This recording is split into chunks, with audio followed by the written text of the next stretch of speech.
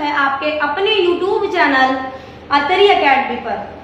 आज के इस वीडियो में हम गणित विषय के 9वीं कक्षा का चौथा अध्याय है दो चरों वाले रैखिक समीकरण के बारे में पढ़ेंगे। इस वीडियो में हम सबसे पहले ये पढ़ेंगे कि समीकरण क्या होते हैं, फिर चर क्या होती हैं और इससे संबंधित जो महत्वपूर्ण तथ्य हैं पहले उनके बारे में जानकारी लेंगे और उसके बाद हम प्रश्नावली 4.1 को भी हल करेंगे। तो सबसे पहले हम शुरू करते हैं समीकरण। हमारा पहला तथ्य क्या है, समीकरण। कि समीकरण क्या होते हैं? समीकरण प्रतीकों की सहायता से व्यक्त किए गए गणितीय तथ्य हैं। क्या है आपके पास? समीकरण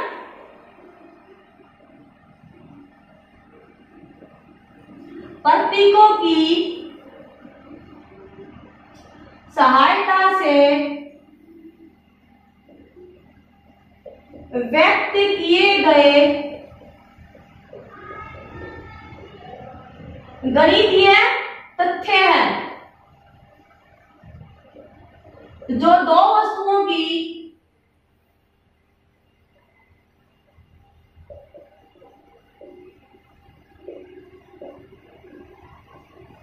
तुलना करते हैं। क्या करते हैं? ये दो वस्तुओं की तुलना करते हैं। अब देखो, समीकरण प्रतीकों की सहायता से व्यक्त किए गए गणितीय तथ्य होते हैं।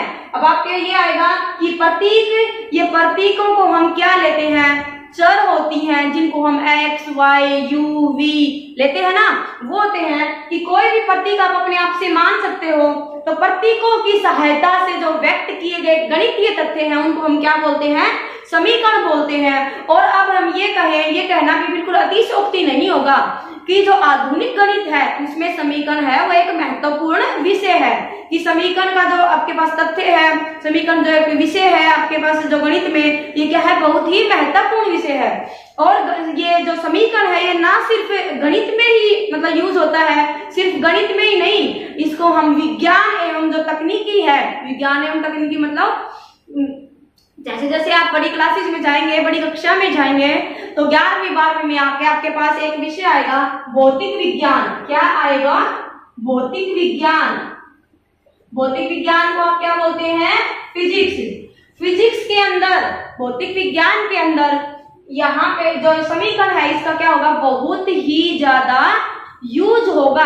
गणित विषय में भी होता है और गणित के साथ साथ इसका भौतिक विज्ञान में भी समीकरण विषय का काफी यूज होता है। हम इसका कहने का मतलब है कि समीकरण का हम बहुत ज्यादा प्रयोग कहाँ करते हैं? भौतिक विज्ञान में भी करते हैं। क्यों करते हैं, कहाँ पे करते हैं? भौतिक विज्ञान में महत्वपूर्ण घटनाओं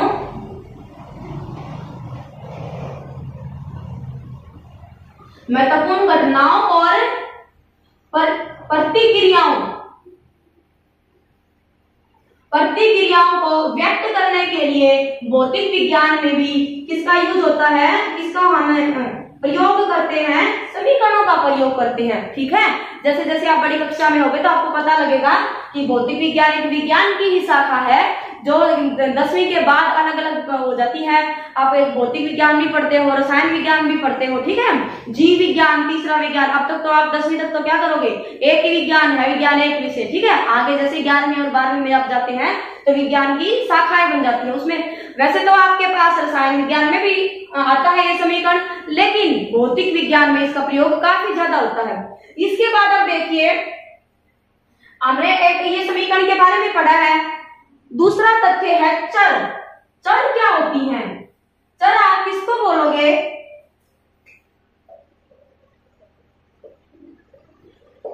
चर है आपके पास अज्ञात राशियां। अज्ञात राशियां मतलब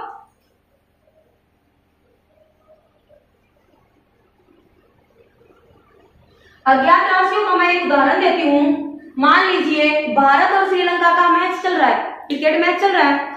उसमें हमने कहा कि एक धोनी ले लो और एक युवराज। धोनी और युवराज ने दोनों ने मिलके आज के जो क्रिकेट टेस्ट मैच चल रहा है उसमें 180 रन बनाए हैं। ठीक है, तो धोनी ने और युवराज ने, हमें यह नहीं पता कि धोनी ने इतने बनाए और युवराज ने इतने, बस इतना पता है कि धोनी और युवराज दोनों ने मिलके 180 रन बना दिए आज के क्रिकेट टेस्ट मैच में, तो उस चीज को हम गणित में कैसे लिखेंगे?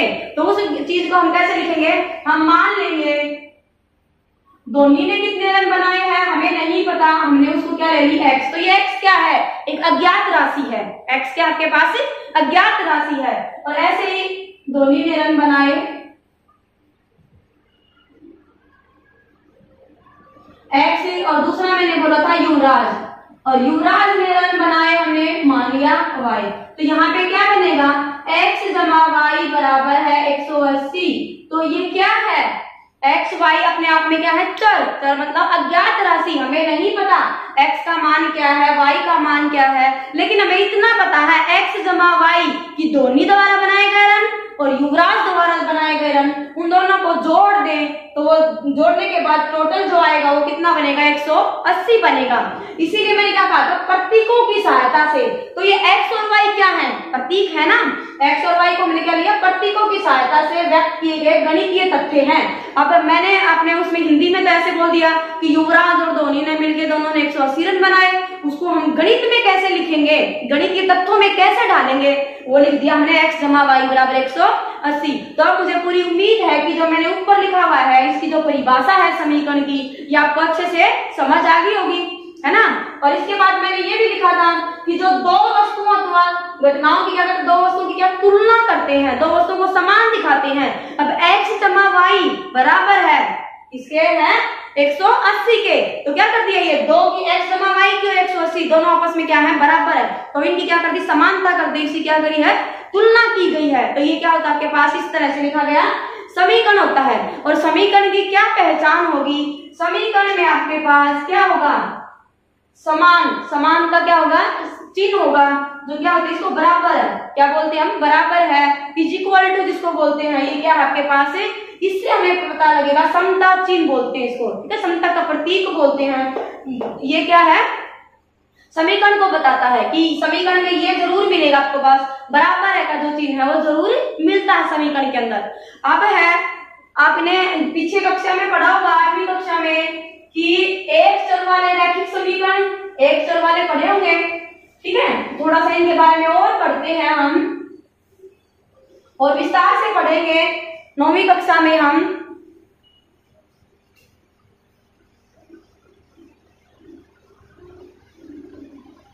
एक चर वाले रैखिक समीकरण पहले पढ़ेंगे और इसके बाद हम पढ़ेंगे जो अपना आज का विषय है दो चर वाले रैखिक समीकरण। तो एक चर वाले रैखिक समीकरण चर क्या होती हैं? चर क्या होती है? अभी मैंने बताया था क्या होती है चर? अज्ञात राशियां। क्या होती है चर? हाँ, चर हमारे पास अज्ञात राशियां होती हैं, ठीक है। तो एक ही हमारे पास, इसमें क्या बोल रहा? एक चर। एक चर मतलब हमारे पास अज्ञात राशि एक ही हो। जैसे मैंने कह दिया वर्गमूल 3x जमा 2 बराबर है 0। तो इसमें अज्ञात राशि क्या है? x है। अज्ञात राशि क्या आपके पास? x है। और कितनी है? एक ही है। x के अलावा और y z u v कुछ नहीं है ना। तो इसको हम क्या बोलेंगे? एक चर वाला रैखिक समीकरण, ठीक है। समीकरण क्यों बोला? क्योंकि क्या है हमारे पास? बराबर का चिन्ह है, इक्वल टू का साइन है यहाँ पर, तो हमने इसको क्या बोल दिया? समीकरण है ये। तो यहाँ पे जो एक चर वाला रैखिक समीकरण है इसमें हल कितने होंगे? एक तो इसकी जो साधारण जो फॉर्म होती है उसको हम एक चर वाले रैखिक समीकरण को किस में लिखेंगे? ax जमा b बराबर है 0 के रूप में व्यक्त करेंगे। एक चर वाले रैखिक समीकरण को कैसे व्यक्त करेंगे? ax जमा b बराबर है 0। और यहाँ पर a और b दोनों ही 0 के बराबर कभी नहीं होंगे, क्योंकि अगर a बराबर है 0 भी आ गया ना, यहाँ पे a 0 आ गया, b 0 आ गया, तो कुछ बचा ही नहीं, तो फिर हम उसको एक चर वाला रैखिक समीकरण कैसे बोलेंगे? समझ आया? इसका मतलब जो यहाँ पे a और b हैं वो 0 के बराबर नहीं हो सकते। अब मैं एक चर वाले रैखिक समीकरण का एक और उदाहरण ले लूं, 3x घटा में 5 बराबर है 0। यहाँ पे चर कितनी है? 1 है, तो ये कितना है? एक चर वाला रैखिक समीकरण है, ठीक है। अब आपने थोड़ा सा ये 8वीं कक्षा में भी पढ़ा था, इसका हल हम कैसे निकालेंगे? कैसे करेंगे, 3x या 3x बराबर है, ये यहाँ पे घटा का 5 है तो यहाँ पे जाके क्या हो जाएगा, जमा का 5। अब हम जब दोनों तरफ 3 से भाग देंगे तो x का मान कितना आ जाएगा, 5/3। तो इस समीकरण का हल क्या है, 5/3, और इसके सिवाय इसका और कोई हल नहीं होगा। तो इसका मतलब क्या हुआ कि जो एक चर वाला रैखिक समीकरण है उसका एक ही हल होता है। कितना हल होता है, एक ही हल होगा। और एक चर वाले रैखिक समीकरण को हम व्यक्त कैसे करते हैं, ax जमा b बराबर है 0 और a और b दोनों 0 के बराबर नहीं होते। ठीक है, अब हम थोड़ी सी साथ के साथ हमारी तुलना भी हो जाएगी। यहां से अब हम यहाँ पे देखते हैं दो चर वाला रैखिक समीकरण।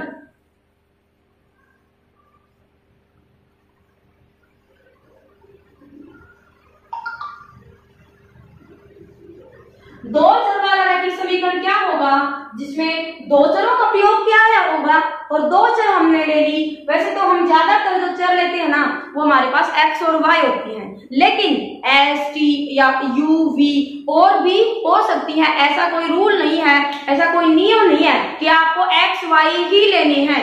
u, v, s, t भी हो सकते हैं, लेकिन ज्यादातर जो चर के रूप में प्रयोग होते हैं वो क्या होते हैं, x, y और z होते हैं। ठीक है, x, y हो जाए, y, z हो जाए या फिर x, z हो जाए, इन्हीं का प्रयोग ज्यादा होता है चर के रूप में। तो सबसे पहले तो हम देखेंगे कि दो चर वाला रैखिक समीकरण है उसको हम व्यक्त कैसे करेंगे। ax जमा by जमा c बराबर है 0। ये क्या होगा, दो चर वाला रैखिक समीकरण होगा। और यहाँ पर आपके पास a और b है वो 0 के बराबर नहीं होंगे, क्योंकि अगर सिर्फ हमने ले लिया सिर्फ a 0 है, एक बार हम मान ले अगर तो ये 0 है, 0 की गुणा हम किसी से करेंगे तो क्या बन जाएगा 0। तो ये क्या बनेगा, by जमा c बराबर है 0। और ये क्या हो गया, इसमें प्रयोग हुई है एक चर, तो ये किसमें बदल जाएगा, एक चर वाले रैखिक समीकरण में बदल जाएगा। इसीलिए ax जमा by बराबर है c, ax जमा by जमा c बराबर है 0 है। इसमें आपके पास a और b दोनों ही 0 के बराबर नहीं होंगे। ठीक है, क्योंकि अगर ये 0 हो गए तो हमारी यहाँ से चर भी 0 हो जाएंगी और वो दो चर वाला या एक चर वाला रैखिक समीकरण नहीं रहता। इसीलिए जो चरों के साथ, चर के साथ जो गुणा में है, यहाँ पर a है और यहाँ पे a और b है, वो कभी भी 0 के बराबर नहीं होते, पहली बात। अब दूसरी इसमें देखेंगे हमने इसमें बताया था कि एक चर वाले रैखिक समीकरण का तो एक ही हल होता है, लेकिन दो चर वाले रैखिक समीकरण के कितने हल होंगे। दो चर वाला जो रैखिक समीकरण होते हैं उसके अनंत हल होते हैं, ऐसे भी हल होते हैं, मतलब हम बहुत सारे हल निकाल सकते हैं। और ये हल हम कैसे निकालेंगे ये हम आगे आपके जो जैसे जैसे हम इस अध्याय को पढ़ते जाएंगे ना, आगे प्रश्नावली जो पढ़ेंगे उनमें हमें पता लगता जाएगा कि दो चर वाले जो रैखिक समीकरण है इसके कितने हल हो सकते हैं। असीमित हल होंगे तो वो हम हल को कैसे अध्ययन करेंगे और कैसे हल करेंगे उनको। ठीक है, कि किस तरह से समीकरणों को हल करते हैं, कैसे इनके हल निकालते हैं, फिर ये रैखिक समीकरण का आरेख कैसे बनाते हैं, ऐसे करते करते इसमें आगे इस अध्याय में हम पढ़ेंगे। अब हम आगे चलते हैं। ये हो गया आपके पास एक चर वाला रैखिक समीकरण और ये दो चर वाला रैखिक समीकरण। जो आपकी पहली प्रश्नावली है इसमें महत्वपूर्ण तथ्य इतने ही हैं, इसके बाद हम दूसरी प्रश्नावली से जो संबंधित तथ्य हैं वो अगले वीडियो में पढ़ेंगे। अब हम शुरू करते हैं प्रश्नावली 4.1। प्रश्नावली 4.1 पहला सवाल है, एक नोटबुक की कीमत एक कलम की कीमत की 2 गुनी है कि एक नोटबुक खरीदी और यहां से 2 कलम खरीदी, तब जाके दोनों की जो कीमत है वो क्या हुई, बराबर हुई। ठीक है, तो इस कथन को निरूपित करने के लिए दो चर वाले रैखिक समीकरण लिखिए। कि इस कथन को निरूपित करने के लिए गणितीय क्या लिखना, आपको गणित में निरूपित करने के लिए रैखिक समीकरण में लिखना है। तो हमने मान लिया इसके उसमें दिया भी गया, जो संकेत है उसमें दिया गया है कि क्या ले, माना एक नोटबुक की कीमत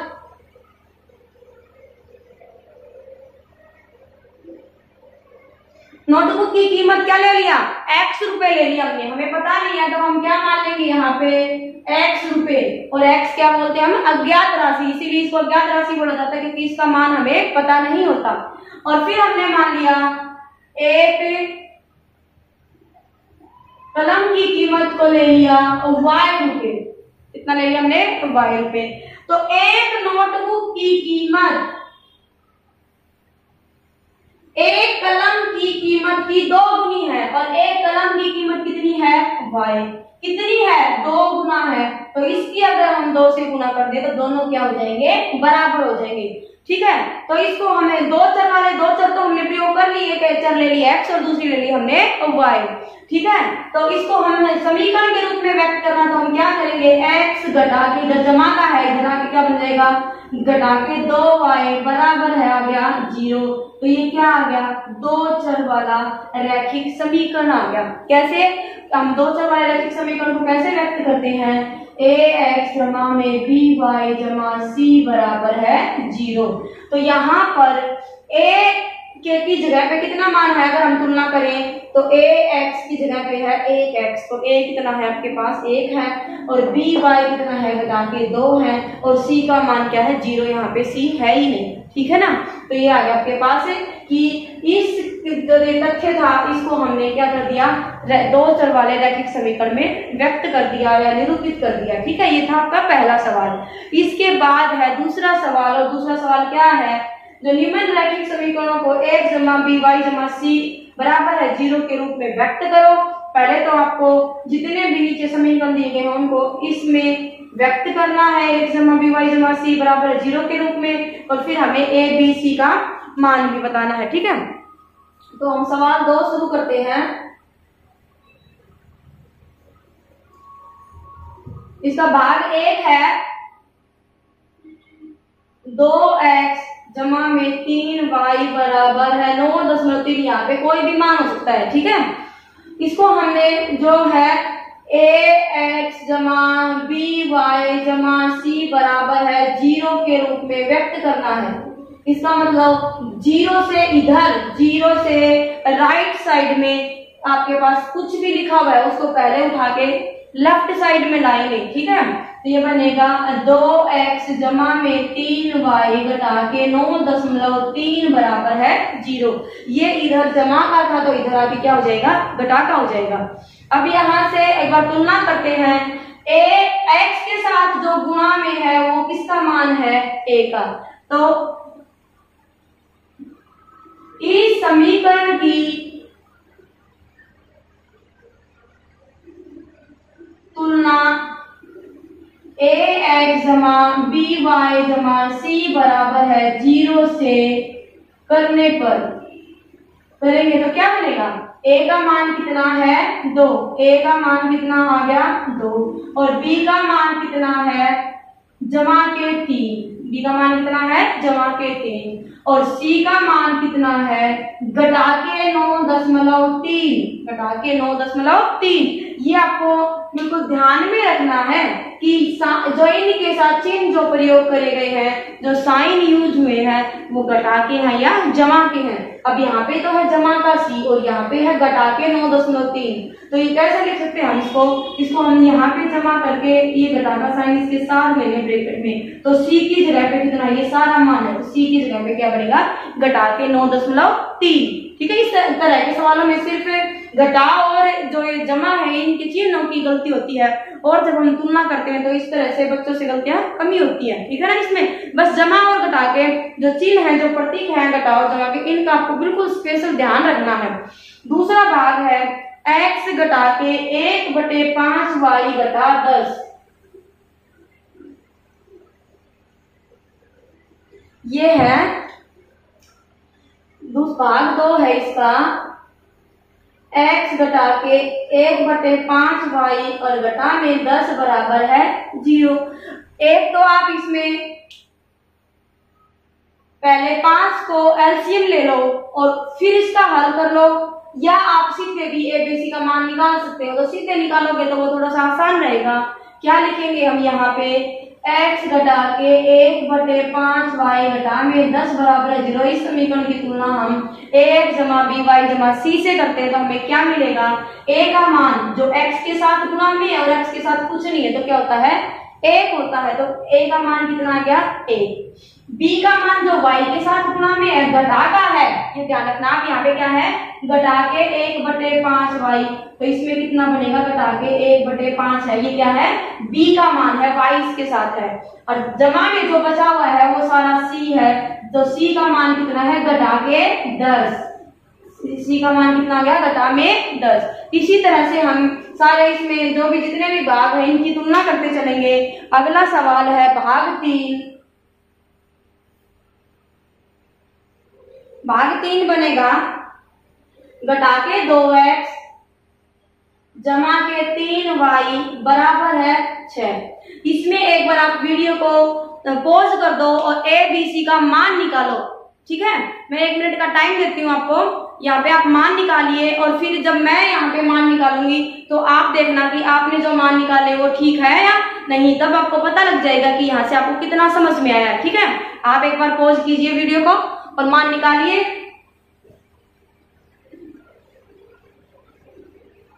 अब करते हैं, हमारे पास एक 2 चर वाला रैखिक समीकरण है ax जमा by जमा c बराबर है 0।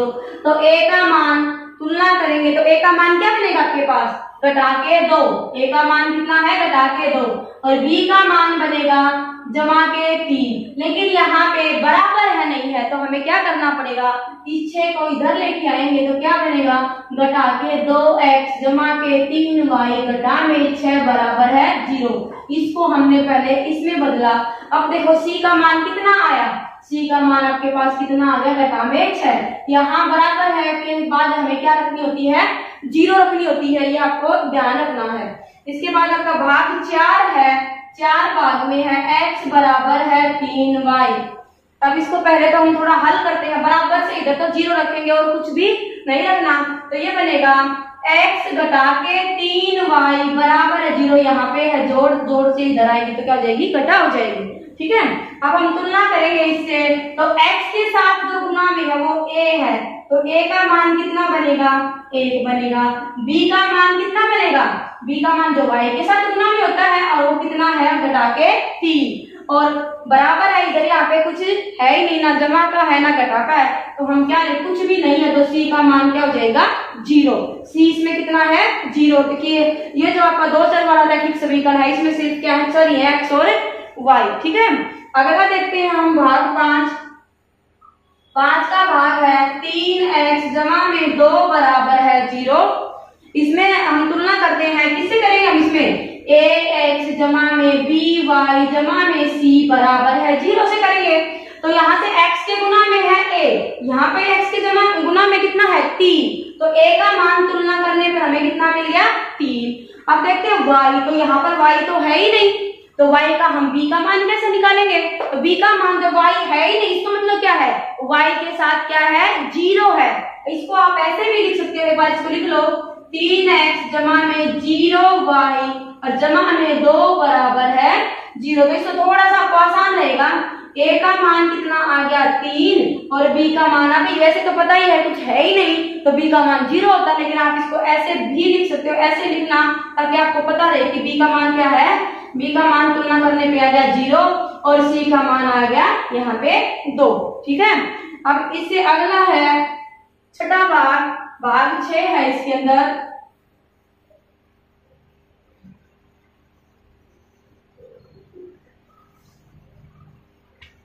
5 बराबर है 2x, 5 बराबर है 2x। कैसे होगा ये, हम यहाँ से इस 5 को उठा के यहाँ लेके जाएंगे, या आप ऐसे भी कर सकते हो, इस 2x को उठा के 5 की तरफ ले आओ, कौन सा भी गलत नहीं होता, आप कौन सा भी कर सकते हो। तो ये क्या बनेगा 5 घटा के 2x बराबर है 0। इसको हम ऐसे लिखेंगे ax जमा by जमा c, तो x का कितना है घटा के 2x, अब b का है ही नहीं तो 0 इंटू गुणा में हमने कर दिया y, क्योंकि y वाला चर हमारे पास ये पद है ही नहीं, और जमा में 5 बराबर है 0। अब हम तुलना करेंगे ax जमा by जमा में c बराबर है 0 से, तो a का मान कितना हुआ घटा 2, b का मान कितना हुआ 0 और c का मान कितना हुआ आपके पास 5। a का मान घटा के 2, b का मान है ही नहीं y का पद, तो हम b का मान क्या लेते हैं 0 लेते हैं, और c का मान कितना हो गया आपके पास जमा के 5। ठीक है, अब इसमें मैंने 1-2 भाग इनमें से छोड़े हैं ताकि आप अपनी प्रैक्टिस खुद करें और उनको निकालें। और फिर भी अगर आपसे हल नहीं होते हैं तो आप कमेंट बॉक्स में इसको लिख दीजिए, मैं हल कर दूंगी। ठीक है, तो